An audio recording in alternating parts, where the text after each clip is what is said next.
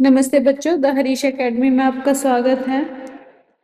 तो बच्चों, आज हम स्टार्ट करेंगे कक्षा 12वीं का इतिहास का चैप्टर 8, जो कि क्या है, किसान, जमींदार और राज्य। ठीक है, ये कब से कब तक का समय दे रखा है इसमें, 16वीं और 17वीं शताब्दी के बारे में, कृषि समाज और मुगल साम्राज्य, इसीलिए मुगल साम्राज्य के बारे में पढ़ेंगे। तो करते हैं स्टार्ट। 16वीं-17वीं सदी के दौरान हिंदुस्तान में करीब करीब 85% लोग गांव में रहते थे। यानी कि जब 16वीं और 17वीं शताब्दी थी, उस टाइम पे कितने लोग, लगभग 85% लोग कहाँ रहते थे, गांव में। छोटे खेतीहर यानी कि जो खेती करते थे, ये किसान होते थे, और भूमिहर संभ्रांत दोनों ही कृषि उत्पादन से जुड़े हुए थे। यानी कि चाहे वो छोटे खेतीहर मजदूर मान ले या फिर बड़े मजदूर मान ले, और दोनों ही फसल के हिस्सों के दावेदार थे। इससे उनके बीच सहयोग, प्रतियोगिता और संघर्ष के रिश्ते बने। खेती से जुड़े इन तमाम रिश्तों के ताने बाने से गांव का समाज बनता था। इसी समय कई बाहरी ताकतें भी ग्रामीण दुनिया में दाखिल हुई, यानी कि गांव की दुनिया में बाहर के लोग, बाहर की ताकतें दाखिल हुई, जैसे अभी इसके बारे में हम आगे पढ़ेंगे। इनमें सबसे महत्वपूर्ण था मुगल साम्राज्य, जो अपनी आमदनी का बहुत बड़ा हिस्सा कृषि उत्पादन से उगाता था। राज्य के नुमाइंदे राजस्व निर्धारित करने वाले, राजस्व वसूली करने वाले, हिसाब रखने वाले, ग्रामीण समाज पर काबू रखने की कोशिश करते थे। वे तसल्ली करना चाहते थे कि खेतों की जुताई और राज्यों को उपज से अपने हिस्से का कर समय पर मिल जाए। चूंकि कई फसलें बिक्री के लिए उगाई जाती थी, इसलिए व्यापार, मुद्रा और बाजार भी गांव में घुस गए और उससे खेती वाले इलाके शहर से जुड़ गए थे। अब हम पढ़ेंगे इसमें सबसे पहले किसान और कृषि उत्पादन के बारे में। ठीक है, खेतीहर समाज की बुनियादी इकाई गांव थी। यानी कि जो खेतीहर समाज था, जो खेती करते थे जो लोग, उनकी जो बुनियादी इकाई थी वो कौन सी थी, गांव की, जिसमें किसान रहते थे। किसान साल भर अलग अलग मौसम में वो तमाम काम करते थे जिससे फसल की पैदावार होती थी, जैसे कि जमीन की जुताई, बीज बोना, फसल पकने पर उसकी कटाई। इसके अलावा वे उन वस्तुओं के उत्पादन में भी शरीक होते थे जो कृषि आधारित थी, जैसे कि शक्कर और तेल।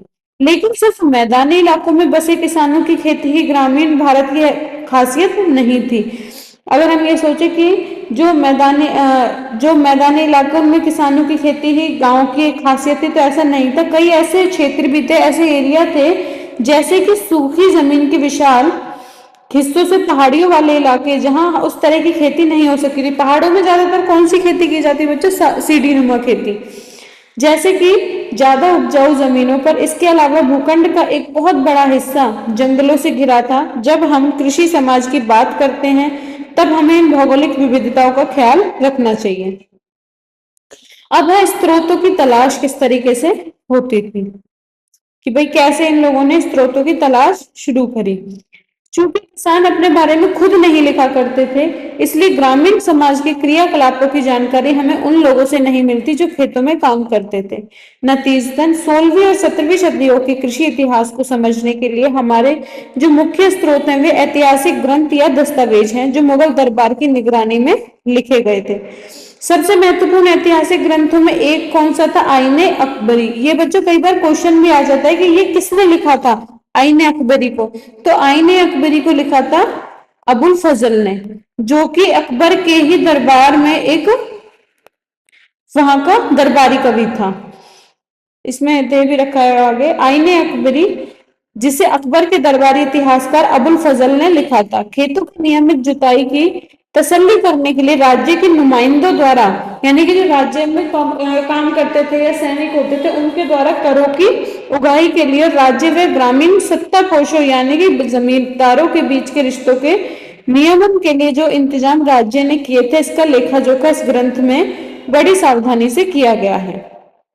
अब आईने का मुख्य उद्देश्य क्या था, अकबर के साम्राज्य का एक ऐसा खाका पेश करना, यानी कि ऐसा खाका तैयार करना जहां एक मजबूत सत्ताधारी वर्ग सामाजिक मेलजोल बनाकर रखता था। यानी कि जो सत्ताधारी वर्ग होता था वो एक दूसरे से मेलजोल बनाकर रखता था। आईने के लेखक के मुताबिक मुगल राज्य के खिलाफ कोई बगावत या किसी भी किस्म की स्वायत्त सत्ता की दावेदारी का असफल होना पहले ही तय था। दूसरे शब्दों में किसानों के बारे में जो कुछ हमें आईन से पता चलता है वह सत्ता के ऊंचे गलियारों का नजरिया है। खुशकिस्मती से आईना की जानकारी के साथ साथ हम उन स्रोतों का भी इस्तेमाल कर सकते हैं जो मुगलों की राजधानी से दूर के इलाकों में लिखे गए थे।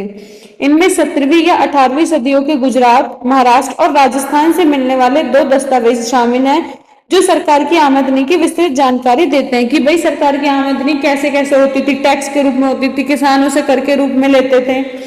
इसके अलावा ईस्ट इंडिया कंपनी के बहुत सारे दस्तावेज भी हैं जो पूर्वी भारत में कृषि संबंधों का उपयोग खाका पेश करते हैं। ये सभी स्रोत किसानों, बाजारों, जमींदारों और राज्यों के बीच तने झगड़ों को दर्ज करते हैं। लगे हाथ ये स्रोत यह समझने में हमारी मदद करते हैं कि किसान राज्य को किस नजरिए से देखते थे और राज्य से उन्हें कैसे न्याय की उम्मीद थी।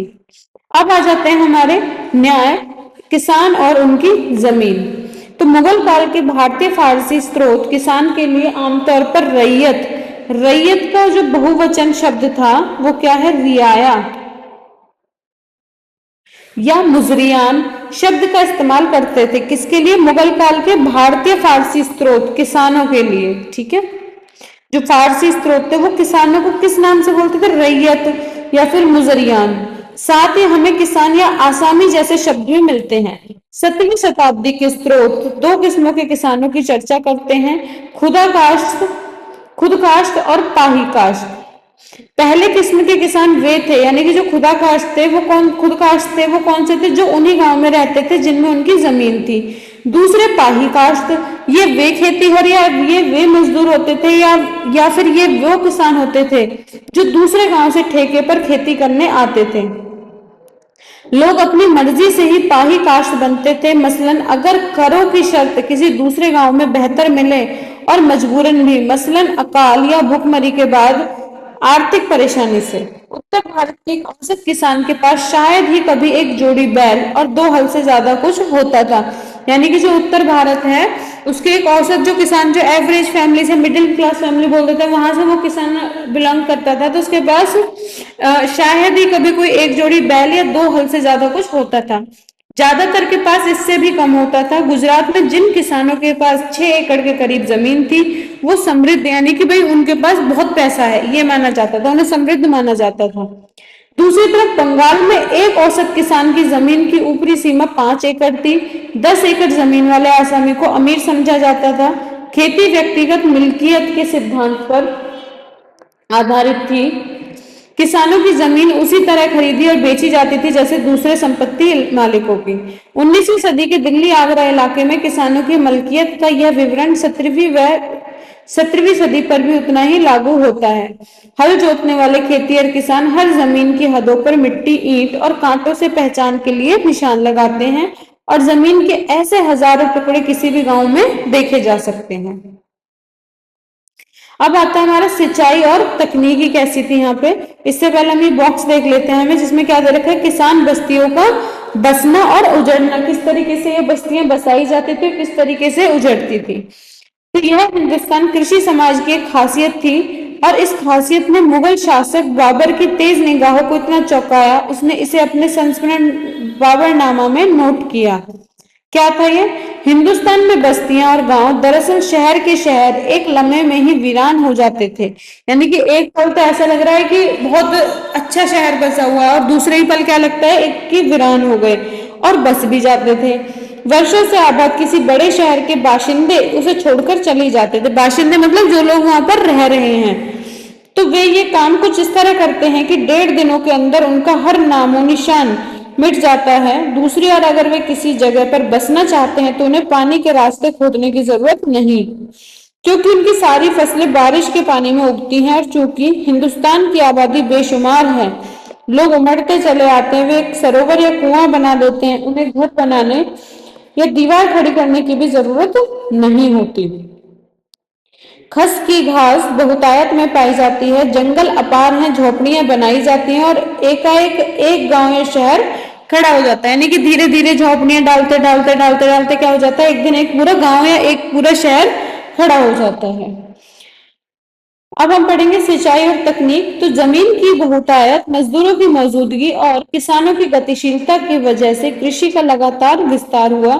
चूंकि खेत का प्राथमिक उद्देश्य लोगों का पेट भरना था, जो खेती का प्राथमिक उद्देश्य, लोग क्यों करते थे वहां खेती, क्यों, जिससे कि उनका पेट भर सके, दो वक्त की रोटी कमा सके। इसलिए रोजमर्रा के खाने की जरूरत है, जैसे चावल, गेहूं, ज्वार इत्यादि फसलें सबसे ज्यादा उगाई जाती थी।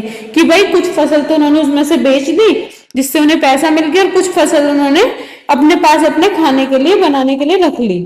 जिन इलाकों में प्रतिवर्ष 40 इंच या उससे ज्यादा बारिश होती थी, वहां कमोबेश चावल की खेती होती थी। कम और कमतर बारिश वाले इलाकों में गेहूं व ज्वार बाजरे की खेती ज्यादा प्रचलित थी। क्यों? क्योंकि चावल के लिए अगर हम धान बोते हैं तो चावल की खेती के लिए हमें बहुत ज्यादा मात्रा में पानी की आवश्यकता होती है। मानसून भारतीय कृषि की रीढ़ था, जैसे कि आज भी है, लेकिन कुछ ऐसी फसलें भी थी जिनके लिए अतिरिक्त पानी की जरूरत थी। इसके लिए सिंचाई के कृत्रिम उपाय बनाने पड़े। अब है पेड़ और खेतों की सिंचाई। यह बाबरनामा से लिया गया एक अंश है, जो सिंचाई के उन उपकरणों के बारे में बताएगा जो इस बादशाह ने उत्तर भारत में देखे। किस कौन से आपसे बाबरनामा किसके लिए बनाया गया था? बाबर के उसमें, जो बाबर के साम्राज्य में थी चीजें उस टाइम पे। हिंदुस्तान के मुल्क का ज्यादातर हिस्सा मैदानी जमीनी पर बसा हुआ है। हालांकि यहाँ शहर और खेती लायक जमीन की बहुतायत है, लेकिन कहीं भी बहते पानी नहीं। वे इसलिए कि फसल उगाने या बागानों के लिए पानी की बिल्कुल जरूरत नहीं है। शरद ऋतु की फसलें बारिश के पानी से ही पैदा हो जाती है, और यह हैरानगी की बात है कि बसंत ऋतु की फसलें तो तब भी पैदा हो जाती हैं जब बारिश बिल्कुल ही नहीं होती। छोटे पेड़ों तक बाल्टियों या रहट के जरिए पानी पहुंचाया जाता है। लाहौर, दीपालपुर, दीपालपुर एक जगह है लाहौर के अंदर। लाहौर कहाँ है? आज के पाकिस्तान में है। और ऐसी दूसरी जगहों पर लोग रहट के जरिए सिंचाई करते हैं। रहट क्या होता है? एक सिंचाई करने का एक साधन होता है। वे रस्सी के दो गोलाकार फंदे बनाते हैं जो कुएं की गहराई के मुताबिक लंबे होते हैं। इन फंदों में थोड़ी थोड़ी दूरी पर वे लकड़ी के गुटके लगाते हैं और इन गुटकों पर घड़े बांध देते हैं। लकड़ी के गुटकों और घड़ों से बंधी इन रस्सियों को कुएं के ऊपर पहियों से लटकाया जाता है। पहिए की धुरी पर एक और पहिया, इस अंतिम पहिए को बैल के जरिए घुमाया जाता है। इस पहिए के दांत पास के दूसरे पहिए के दांतों को जकड़ लेते हैं और इस तरह घड़ों वाला पहिया घूमने लगता है। घड़ों से जहां पानी गिरता है वहां एक संकरा नाला खोद दिया जाता है और इस तरीके से हर जगह पानी पहुंचाया जाता है।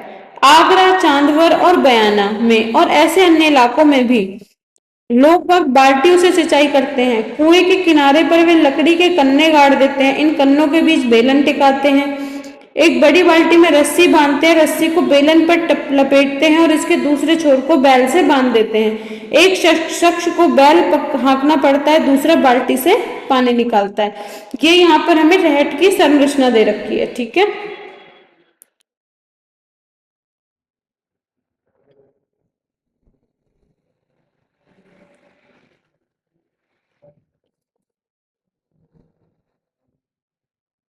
देखो, सिंचाई कार्यों को राज्य की मदद भी मिलती थी। मसलन उत्तर भारत में राज्य ने कई नई नहरें और नाले खुदवाए थे। कहाँ पर? उत्तर भारत में। और कई पुरानी नहरों की मरम्मत करवाई, जैसे कि शाहजहां के शासनकाल के दौरान पंजाब में शाह नहर बनाई गई थी। किसके शासनकाल के दौरान बनाई गई थी शाह नहर? शाहजहां के। वैसे तो खेती मेहनत कशी का काम था। भाई मेहनत तो लगेगी, जब हम खेती करेंगे तो पूरे दिन वहां पे पानी डालना, बीज बोना, ये सारी चीजें की सिंचाई करना। लेकिन किसान ऐसी तकनीकों का इस्तेमाल भी करते थे जो अक्सर पशु बल पर आधारित होती थी। ऐसा एक उदाहरण लकड़ी के उस हल्का दिया जा सकता है जिसको एक छोर पर लोहे की नुकीली धार या फाल लगाकर आसानी से बनाया जा सकता था। ऐसे हल मिट्टी को बहुत गहरे नहीं खोदते थे, जिसके कारण तेज गर्मी के महीनों में नमी बची रहती थी। बैलों के जोड़े के सहारे खिंच जाने वाले बरमे का इस्तेमाल बीज बोने के लिए किया जाता था, लेकिन बीजों को हाथ से छिड़क कर बोने का रिवाज ज्यादा प्रचलित था। यानी कि हाथ में लेकर बीजों को तब बोना, उन्हें तब छिड़कना। मिट्टी की गुड़ाई और साथ साथ निराई के लिए लकड़ी के मुठ वाले लोहे के पतले धार काम में लाए जाते थे। अब है तंबाकू का प्रसार कैसे होता था। यह पौधा सबसे पहले दक्कन पहुंचा, यानी कि दक्षिण भारत में, और वहां से 17वीं शताब्दी के शुरुआती वर्षों में से उत्तर भारत लाया गया। आइन उत्तर भारत की फसलों की सूची में तंबाकू का जिक्र नहीं करते हैं। आइन मतलब आइन अकबरी में इसका कोई जिक्र नहीं है। अकबर और उसके अभिजातों ने 1604 ईस्वी में पहली बार तंबाकू देखा था। ऐसा लगता है कि इसी समय तंबाकू का धूम्रपान यानी हुक्के या चिलम में करने की लत ने जोर पकड़ा। जहांगीर इस बुरी आदत के फैलने से इतना चिंतित हुआ कि उसने इस पर पाबंदी लगा दी। यह पाबंदी पूरी तरह से बेअसर साबित हुई, क्योंकि हम जानते हैं कि 17वीं सदी के अंत तक तंबाकू पूरे भारत में खेती, व्यापार और उपयोग की मुख्य वस्तुओं में से एक था। अब कृषि की समृद्धि और आबादी की बढ़ोतरी कैसे हुई, इसके बारे में देखेंगे। कृषि उत्पादन के ऐसे विविध और लचीले तरीकों का एक बड़ा नतीजा निकला कि आबादी धीरे धीरे बढ़ने लगी। आर्थिक इतिहासकारों की गणना के मुताबिक समय समय पर होने वाली भूखमरी, महामारी के बावजूद 1600 से 1700 के बीच भारत की आबादी लगभग 5 करोड़ बढ़ गई। 200 वर्षों में यह करीब 33% बढ़ोतरी हो गई। अब आता है फसलों की भरमार। तो मौसम के दो मुख्य चक्रों के दौरान खेती की जाती थी, एक था खरीफ और एक रबी। खरीफ मतलब पतझड़ में जो फसलें बोई जाती थी, और दूसरी रबी यानी कि बसंत के मौसम में जो बोई जाती थी। यानी सूखे इलाकों और बंजर जमीन को छोड़ दे तो ज्यादातर जगहों पर साल में कम से कम 2 फसलें होती थी। कुछ फसलें बच्चों जायद की फसल भी बोलते हैं। जायद की फसल में कौन सी होती है, जो हम 1-2 महीने पहले ही बोलते हैं फिर उन्हें निकाल लेते हैं, जैसे कि खीरा, तरबूज, है ना, ककड़ी और खरबूज, ये सब क्या है, जायद की फसलें। जहां बारिश या सिंचाई के अन्य साधन हर वक्त मौजूद थे, वहां तो साल में 3 फसलें भी उगाई जाती थी। इस वजह से पैदावार में भारी विविधता यानी कि बहुत ज्यादा डिफरेंसेस पाए जाते थे। उदाहरण के तौर पर आइन हमें बताती है कि दोनों मौसम मिलाकर मुगल प्रांत आगरा में 29 किस्म की फसलें उगाई जाती थी, जबकि दिल्ली प्रांत में 43 फसलों की पैदावार और बगल में सिर्फ चावल की 50 किस्में पैदा होती थी। हालांकि दैनिक आहार की खेती पर ज्यादा जोर दिया जाता था, यानी कि जो हमारे डेली यूज में हम जो चीजें यूज करें, जैसे गेहूं, चावल, ज्वार, मक्का, इन सब चीजों पे।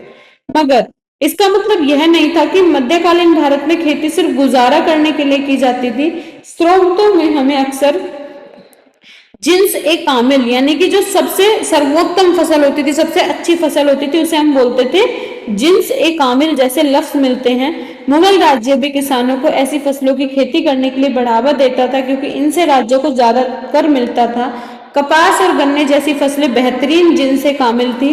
मध्य भारत और दक्षिणी पठार में फैले हुए जमीन के बड़े बड़े छोटे टुकड़ों पर कपास उगाई जाती थी, जबकि बंगाल अपनी चीनी के लिए मशहूर था।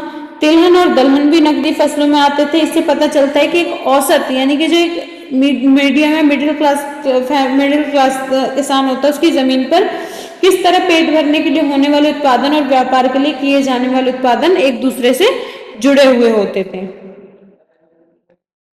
17वीं शताब्दी में दुनिया के अलग अलग हिस्सों से कई नई फसलें भारतीय उपमहाद्वीप पहुंची, जैसे मसलन मक्का भारत में अफ्रीका और स्पेन के रास्ते आया, और 17वीं सदी तक इसकी गिनती पश्चिम भारत की मुख्य फसलों में होने लगी।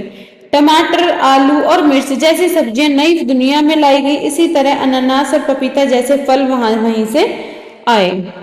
अब हम पढ़ेंगे ग्रामीण समुदाय के बारे में कि ये जो ग्रामीण समुदाय था इसका क्या रोल था।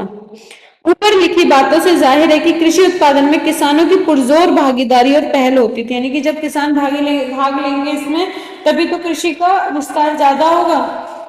इससे मुगल समाज के कृषि संबंधों पर क्या असर पड़ता था, यह पता करने के लिए आइए हम समाज के उन समूहों पर नजर डालें जो खेती के विस्तार में शरीक होते थे। साथ ही हम उनके बीच के रिश्तों और झगड़ों पर भी गौर करेंगे। हम पहले देख चुके हैं कि किसान को अपनी जमीन पर व्यक्तिगत मलकियत होती थी। साथ ही जहां तक उनके सामाजिक अस्तित्व का सवाल है, कई मायनों में वे एक सामूहिक ग्रामीण समुदाय का हिस्सा थे। समुदाय के 3 घटक थे। कौन कौन से? खेतीहर किसान जो खेती करते थे, पंचायत और गांव का मुखिया, ठीक है, जिसे हम क्या बोलते थे, मुकद्दम या मंडल। अब इसमें पढ़ेंगे हम सबसे पहले जाति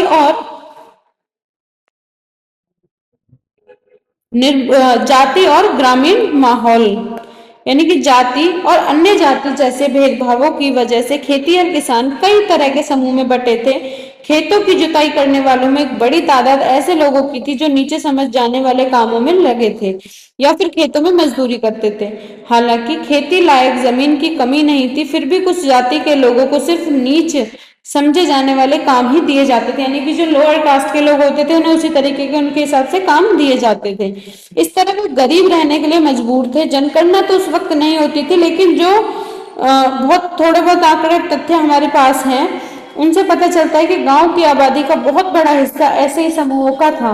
इनके पास संसाधन सबसे कम थे और ये जाति व्यवस्था की पाबंदियों से बंधे हुए थे। इनकी हालत कमोबेश वैसी ही थी जैसे कि आधुनिक भारत में दलितों की, यानी कि जो लोअर कास्ट शेड्यूल कास्ट से बिलोंग करते हैं।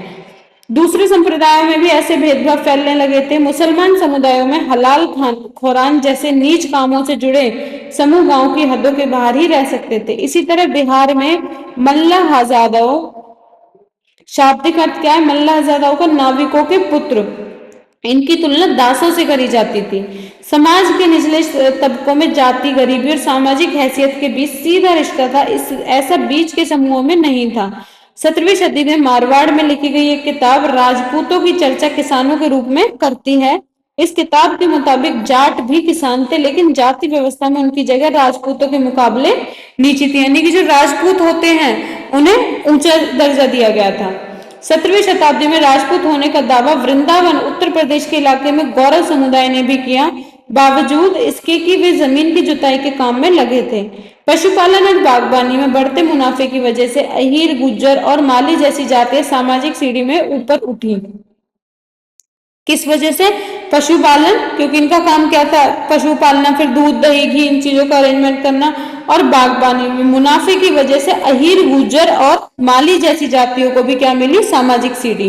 पूर्वी इलाकों में पशुपालक और मछुआरी जातियां जैसे सदगोप और कैवरत भी किसानों की सी सामाजिक स्थिति पाने लगी। अब आता है पंचायतें और यहाँ मुखिया। गांव की पंचायतों में बुजुर्गों का जमावड़ा होता था। आमतौर पर वे गांव के महत्वपूर्ण लोग हुआ करते थे जिनके पास अपनी संपत्ति के पुश्तैनी अधिकार होते थे। जिन गांव में कई जातियों के लोग रहते थे वहां अक्सर पंचायत में भी विविधता यानी कि डिफरेंसेस मिलते थे, देखने में अलग अलग चीजें मिलती थी। यह एक ऐसा अल्पतंत्र था जिसमें गांव के अलग अलग संप्रदाय और जातियों की नुमाइंदगी होती थी, यानी कि सब अपना अपना मत या विचार रखते थे। फिर भी इसकी संभावना कमी है कि छोटे मोटे और नीच काम करने वाले खेती और मजदूरों के लिए इनमें कोई जगह होती होगी, उनके लिए फिर भी कोई जगह नहीं थी। पंचायत का फैसला गांव में सबको मानना पड़ता था। पंचायत का सरदार एक मुखिया होता था जिसे मुकद्दम या मंडल कहते थे। कुछ जैसे आज हम बोलते थे ना सरपंच, तो उस टाइम पे क्या बोलते थे, मुकद्दम या मंडल। कुछ स्रोतों से लगता है कि मुखिया का चुनाव गांव के बुजुर्गों की आम सहमति से होता था और इस चुनाव के बाद उन्हें इसकी मंजूरी जमींदार से लेनी पड़ती थी। मुखिया अपने ओहदे पर तभी तक बना रहता था जब तक गांव के बुजुर्गों को उस पर भरोसा था। ऐसा नहीं होने पर बुजुर्ग उसे बर्खास्त यानी कि उसे हटा सकते थे। गांव की आमदनी में खर्चे का हिसाब किताब अपनी निगरानी में बनवाना मुखिया का काम था और इसमें पंचायत का पटवारी उसकी मदद करता था। अब आता भ्रष्ट मंडल। मंडल अक्सर अपने ओहदे का गलत इस्तेमाल करते थे। मुख्यतः उन पर यह आरोप था कि वे पटवारी के साथ मिलकर हिसाब किताब में हेराफेरी करते थे और यह भी कि वे अपनी जमीन पर कर का आकलन कम करके अतिरिक्त बोझ छोटे किसानों पर डाल देते थे। पंचायत का खर्चा गांव के उस आम खजाने से चलता था जिसमें हर व्यक्ति अपना योगदान देता था। इस खजाने से उन पर उत्तराधिकारियों की खातिरदारी का खर्चा भी किया जाता था जो समय समय पर गांव का दौरा करते थे। दूसरी ओर इस कोष का इस्तेमाल बाढ़ जैसी प्राकृतिक विपदाओं से निपटने के लिए भी होता था और ऐसे सामुदायिक कार्यों के लिए जो किसान खुद नहीं कर सकते थे, जैसे कि मिट्टी के छोटे मोटे बांध बनाना या नहर खोदना। पंचायत का एक बड़ा काम यह तसल्ली करना था कि गांव में रहने वाले अलग अलग समुदायों के लोग अपनी जाति के हदों के अंदर रहें, यानी कि अपने लिमिट्स में रहें। पूर्वी भारत में सभी शादियां मंडल की मौजूदगी में होती थी। यूं कहा जा सकता है कि जाति की अवहेलना रोकने के लिए लोगों के आचरण पर नजर रखना गांव के मुखिया की जिम्मेदारियों में से एक थी। पंचायतों को जुर्माना लगाना यानी कि उनके ऊपर पेनल्टी लगानी या समुदाय से निष्कासित करने जैसे ज्यादा गंभीर दंड देने के अधिकार थे। ये किसको अधिकार थे? पंचायतों को, कि भाई कुछ कोई गलत काम कर रहा है तो उनको, या फिर कोई अपना टैक्स कर नहीं दे रहा है तो क्या करना, उनको जुर्माना लगाना है, समुदाय से वहां से अलग कर देना। समुदाय से बाहर निकालना एक कड़ा कदम था जो एक सीमित समय के लिए लागू किया जाता था कि भाई तुम्हें 1 महीने 2 महीने 3 महीने तुम यहाँ से अलग रहोगे। इसके तहत दंडित व्यक्ति को गांव छोड़ना पड़ता था। इस दौरान वह अपनी जाति और पेशे से हाथ भी धो बैठता था। ऐसी नीतियों का मकसद जातिगत रिवाजों की अवहेलना रोकना था। ग्राम पंचायत के अलावा गांव में हर जाति की अपनी पंचायत होती थी। जैसे कोई शूद्र है, वैश्य है, ब्राह्मण है, सबकी अपनी अपनी अलग पंचायत होती थी। समाज में पंचायतें काफी ताकतवर होती थी। राजस्थान में जाति पंचायतें अलग अलग जातियों के लोगों के बीच दीवानी के झगड़ों का निपटारा करती थी। वे जमीन से जुड़े दावेदारियों के झगड़े सुलझाती थी। यह तय करती थी कि शादियां जातिगत मानदंडों के मुताबिक हो, कि भाई जाति अपने अपने ही कास्ट में हो, बस उनके गोत्र ना मिलते हो। क्यों? क्योंकि हमने गोत्र के बारे में पहले चैप्टर में पढ़ा है कि पहले पहले के अभी भी कि एक गोत्र में शादी नहीं करते। यह भी कि गांव के आयोजन में किसको किसके ऊपर तरजीह दी जाएगी, कर्म कांडे वर्चस्व किस क्रम में होगा। फौजदारी न्याय को छोड़ दे तो ज्यादातर मामलों में राज्य जाति पंचायत के फैसलों को मानता था। अब आ जाते हैं पश्चिम भारत में। खासकर राजस्थान और महाराष्ट्र जैसे प्रांतों के संकलित दस्तावेजों में ऐसी कई अर्जियां हैं जिनमें पंचायत से ऊंची जातियों या राज्य के अधिकारियों के खिलाफ जबरन कर उगाई और बेगार वसूली की शिकायत की गई है। आमतौर पर यह अर्जियां ग्रामीण समुदाय के सबसे निचले तबके के लोग लगाते थे। अक्सर सामूहिक तौर पर भी ऐसी अर्जियां दी जाती थी। इनमें किसी जाति या संप्रदाय विशेष के लोग संभ्रांत समूह की उन मांगों के खिलाफ अपना विरोध जताते थे जिन्हें वे नैतिक दृष्टि से अवैध मानते थे। उनमें एक थी बहुत ज्यादा कर की मांग, क्योंकि इससे किसानों का दैनिक गुजारा ही जोखिम में पड़ जाता था। खासकर सूखे या किसी दूसरी विपदाओं के दौरान उसकी नजरों में जिंदा रहने के लिए न्यूनतम बुनियादी साधन उनका परंपरागत रिवाजी हक था। वे समझते थे कि ग्राम पंचायत को इसकी सुनवाई करनी चाहिए और यह सुनिश्चित करना चाहिए कि राज्य अपना नैतिक फर्ज अदा करे और न्याय कर सके। निचली जाति के किसानों और राज्य के अधिकारियों स्थानीय जमींदारों के बीच झगड़ों में पंचायत के फैसले अलग अलग मामलों में अलग अलग हो सकते थे। यानी कि जिस तरीके के झगड़े होते थे ये अलग अलग निर्णय लेते थे, उन्हीं के अनुसार उन्हें सजा दी जाती थी। अत्यधिक कर की मांगों के मामले में पंचायत अक्सर समझौते का सुझाव देती थी कि भाई ज्यादा किसी पर कर है तो उसे थोड़ा सा समझौता कर लिया जाए, इसका कर माफ कर दिया जाए थोड़ा बहुत। जहां समझौते नहीं हो पाते थे वहां किसान विरोध के ज्यादा उग्र रास्ते अपनाते थे, जैसे कि गांव छोड़कर भाग जाना। जोतने लायक खाली जमीन अपेक्षाकृत आसानी से उपलब्ध थी, जबकि श्रम को लेकर प्रतियोगिता थी, यानी कि एक दूसरे में कंपटीशन था। इस वजह से गांव छोड़कर भाग जाना खेतिहरों के हाथ में एक बड़ा प्रभावी हथियार था। ठीक है। अब ग्रामीण दस्तकार कौन होते थे, ये क्या करते थे? तो अलग अलग तरह के उत्पादन कार्य में जुटे लोगों के बीच फैले लेन देन के रिश्ते गांव का एक और रोचक पहलू था। अंग्रेजी शासन के शुरुआती वर्षों में किए गए गांव के सर्वेक्षण और मराठाओं के दस्तावेज बताते हैं, यानी कि जो गांव में सर्वेक्षण किए गए हैं तो वहां के जो अंग्रेजी शासन है और मराठा है उनके दस्तावेज बताते हैं कि गांव में दस्तकार काफी अच्छी तादाद में, यानी कि बहुत ज्यादा मात्रा में थे। कहीं कहीं तो कुल घरों के 25% घर दस्तकारों के थे। कभी कभी किसान और दस्तकारों के बीच फर्क करना मुश्किल होता था। दस्तकार कौन होते थे? ये कोई भी चीज बनाना, उनको जैसे शिल्पकार होते हैं, क्योंकि कई ऐसे समूह थे जो दोनों किस्म के काम करते थे, यानी कि वो खेती भी करते थे, वो किसानी भी करते थे और दस्तकारी भी। खेतीहर और उसके परिवार के सदस्य कई तरह के वस्तुओं के उत्पादन में शिरकत करते थे, जैसे मसलन रंगरेजी कपड़े पर छपाई, मिट्टी के बर्तनों को पकाना, खेती के औजारों को बनाना, मरम्मत करना। उन महीनों में जब उनके पास खेती के काम से फुर्सत होती, जैसे कि बुआई सुहाई के बीच, सुहाई और कटाई के बीच, उस समय ये खेतीहर दस्तकारी का काम करते थे। यानी कि जैसे कभी इन्होंने बो दिया, उसके बाद जैसे अब कुछ टाइम इन्होंने बो के छोड़ दिया तो टाइम मिल गया इन्हें, या फिर कटाई हो गई उस टाइम पे, तो ऐसे ही क्या करते थे, कोई भी दूसरा काम जोड़ लेते थे दस्तकारी का। कुम्हार, लोहार, बढ़ई, नाई, यहाँ तक कि सुनार जैसे ग्रामीण दस्तकार भी अपनी सेवाएं गांव के लोगों को देते थे, जिसके बदले गांव वाले उन्हें अलग अलग तरीकों से उन सेवाओं की अदायगी करते थे। आमतौर पर या तो उन्हें फसल का एक हिस्सा दे दिया जाता था या फिर गांव की जमीन का एक टुकड़ा, शायद कोई ऐसी जमीन जो खेतों के लायक होने के बावजूद बेकार पड़ी थी। अदायगी की सूरत क्या होगी ये शायद पंचायत ही तय करती थी। महाराष्ट्र में ऐसी जमीन दस्तकारों की मिरास या वतन बन गई, जिस पर दस्तकारों का पुश्तैनी अधिकार होता था। यही व्यवस्था कभी कभी थोड़े बदले हुए रूप में भी पाई जाती थी, जहां दस्तकार और हर एक खेतीहर परिवार परस्पर बातचीत करके अदायगी की किसी और व्यवस्था में राजी होते थे। उदाहरण के तौर पर 18वीं सदी के स्रोत बताते हैं कि बंगाल में जमींदार उनके सेवाओं के बदले लोहारों, बढ़ई और सुनारों को रोज का भत्ता और खाने के लिए नकदी देते थे। यानी कि कई बार क्या होता था, चीज के बदले चीज दे देते थे, पैसे के बदले पैसे नहीं हो देते थे, तो ये क्या करते थे, या तो रोज का भत्ता दे दिया या खाने के लिए कोई चीज दे दी, यही इनकी नकदी में आती थी। इस व्यवस्था को जजमानी कहते थे। हालांकि यह शब्द, इसको अंडरलाइन कर लेंगे बच्चों, जजमानी शब्द कहते थे। और हालांकि यह शब्द 16वीं व 17वीं सदी में बहुत पहले इस्तेमाल नहीं होता था। ये सबूत मजेदार है क्योंकि इनसे पता चलता है कि गांव के छोटे स्तर पर फेरबदल के रिश्ते इतने पेचीदा थे। ऐसा नहीं है कि नगद अदायगी का चलन बिल्कुल भी नदारद था। अब है एक छोटा गणराज्य। ग्रामीण समुदाय की अहमियत का हम कैसे समझें? 19वीं सदी के कुछ अंग्रेज अफसरों ने भारतीय गांवों को एक ऐसे छोटे गणराज्य के रूप में देखा जहां लोग सामूहिक स्तर पर भाईचारे के साथ संसाधनों और श्रम का बंटवारा करते थे। लेकिन ऐसा नहीं लगता है कि गांव में सामाजिक बराबरी थी। मतलब ऐसा महसूस नहीं होता है कि गांव के बीच में बराबरी थी। संपत्ति की व्यक्तिगत मलकियत होती थी, साथ ही जाति और जेंडर के नाम पर समाज में गहरी विषमताएं थी। कुछ ताकतवर लोग गांव के मसलों पर फैसले लेते थे और कमजोर वर्गों का शोषण करते थे। न्याय करने का अधिकार भी उनको मिला हुआ था। इससे भी महत्वपूर्ण बात थी कि गांव और शहरों के बीच होने वाले व्यापार की वजह से गांव में भी नगद के रिश्ते फैल चुके थे।